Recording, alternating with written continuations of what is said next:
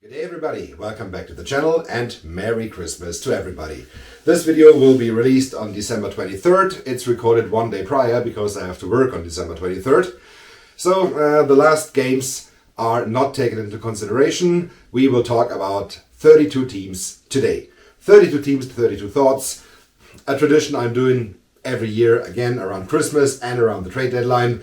This is the Christmas edition, of course, so let's get it on. One thought on every team of the 32 NHL teams. Let's get it on. Alright, I'll be doing this by division once again, as I mostly do, and let's start off with the Atlantic. Short explanation about the jerseys. I'm wearing a positive surprise in Washington, and two other positive surprises are on display, but we will come to this as soon as we reach each division. As mentioned, we'll start with the Atlantic. Let's get it on. And Buffalo, yeah. What can we say about Buffalo? Again, 13 game losing streak. I thought this year finally would be the year they would break through. Obviously, we have to wait at least for another year. Detroit, they are not much better. I expected them to be in the playoff race as well, and look where they are, out of everything. Better than Buffalo, but not Detroit's year. Montreal, they are much improving, and how much Patrik Laine can help a team. You're just seeing this in Montreal. Ottawa, finally, they are in contention for a playoff spot. Yes, my favorite team, finally, they can do it. I don't know what changed. Yeah, Linus Ullmark is, of course, a big factor, but the small factors, I think, are what can take Ottawa over the hump and get them into the playoffs. Tampa Bay, yeah, what did we expect from Tampa Bay? Of course, playoffs, and they are on a good way to go there. They are a really, really dangerous team, and they do not miss Steven Stamkos, not so much.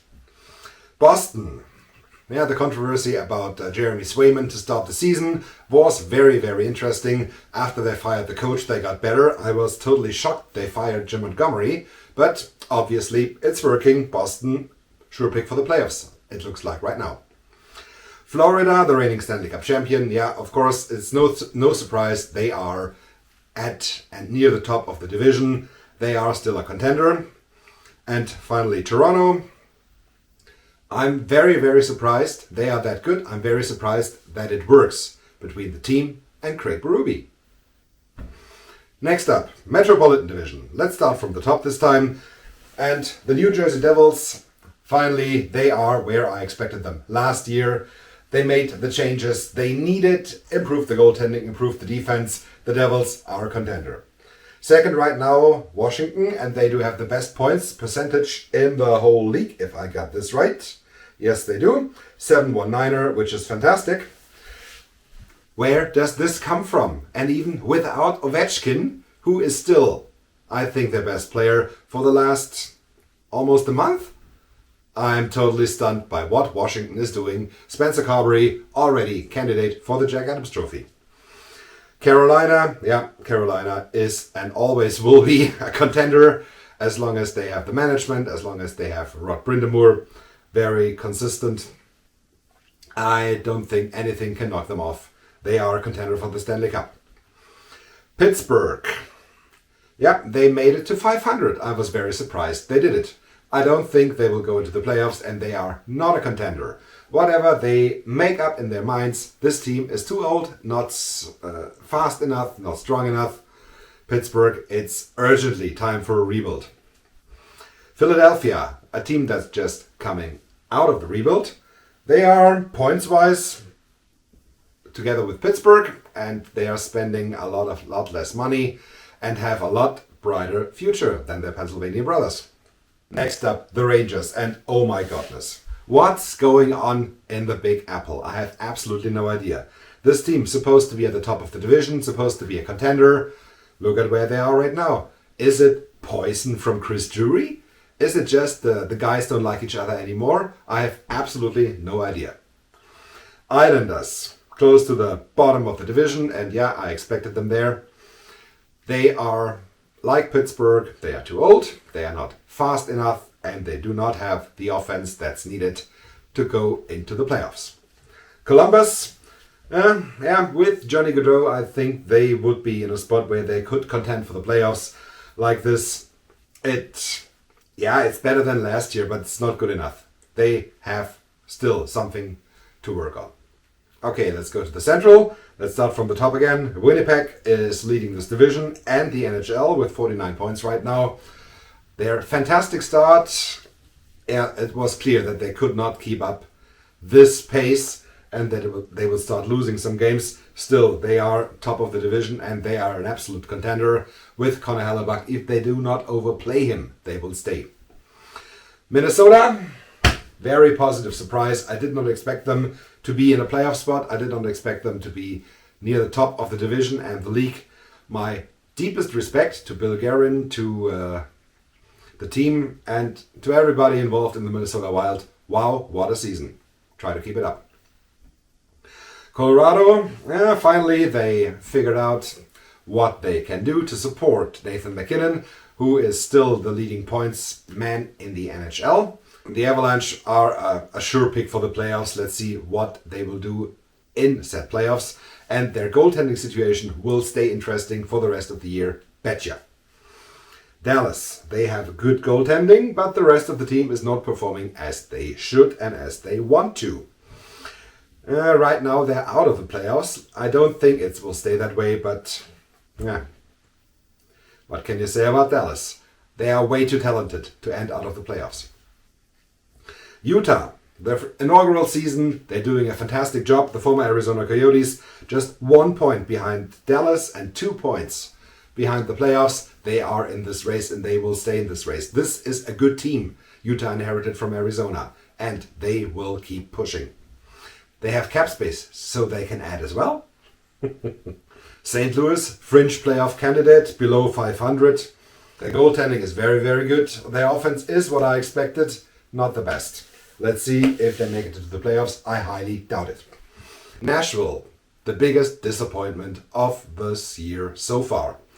The Preds, they added big, signing big contracts. And what's the effect? They are far below 500. 1 point clear of last place in the division. And what can they do with all these high price contracts they have now? The only player that's performing really good is Justus Saros, and that's not enough. And finally, Chicago, Connor Bedard in his second year has a little bit of a drop off. Yeah, I have to say that. The team improved. Bedard has to keep up with the rest of the team. And I'm very surprised they fired their coach. Luke Richardson, I think, did a very good job. Let's see how his replacement is doing. And finally, let's go to the Pacific. San Jose is at the bottom of the Pacific, and Macklin Celebrini showed already in the 36 games the Sharks have played. He has not played all of them because of injury. He is worth being a number 1 draft pick. They will have so much fun with Macklin Celebrini and with all the other guys they have to surround him with. This will be a dangerous team within 5 years. Anaheim. I'm a little disappointed from the Ducks. They did not improve the way I expected they are right now. Right now they have the same point total as the San Jose Sharks, and the Ducks should be way better. They are not. Seattle, also not as good as expected. Their goaltending and defense iffy from time to time, and they're not scoring enough. I don't know what's going on in Seattle. Maybe the 1 year they made the playoffs was the exception, and now we're back to normal. Calgary, exceptionally great. They were another candidate to have their jersey here on display. The Flames, I don't know what's going on with them. They are way better than expected, and they sold so many players last year and so many contracts they did not sign. They do have so much cap space, and the team is doing way better than expected. Great job by the Flames. Vancouver, right now, points-wise, equal with Calgary. A little bit of disappointment. They are a playoff candidate. Yeah, sure. They should make it. Let's see where they will go in said playoffs. Edmonton. The Oilers, yeah, clear contender. Again, a weak start to the season, but they improved, and no worries about the Oilers. They will be in the playoffs, and that's everything that counts. They can go on the run. They showed it last year. They are still a contender for the Stanley Cup. LA right now 1 point ahead of the Oilers, and this is a big surprise. I expected the Kings to drop. I expected them to drop out of the playoffs. Obviously, this does not happen. The team, and they are without Drew Doughty, because he has does he have broken leg, something like that? It's so surprising that the Kings are that good. And when Doughty comes back, they will even be better. This could be a contender in LA. And finally, Vegas, the Golden Knights, leading the Pacific right now. They are in I also did not expect them to be that good. Obviously, I was wrong once again. Their goaltending is fantastic. Their defense is fantastic. They're scoring enough. They're scoring when they want and when they need. It will be very hard to knock off the Vegas Golden Knights from the top of the Pacific. Alright, that's it for this one. Thank you so much for watching. Don't forget to hit like and subscribe. And see you soon with more jersey unboxings, because yeah, Boxing Day is coming up. And I already recorded this video. The Boxing Day video will feature 2 very, very interesting jerseys. I hope you will stay tuned for this on Boxing Day, of course. So that's it. Thanks. See you soon. Goodbye.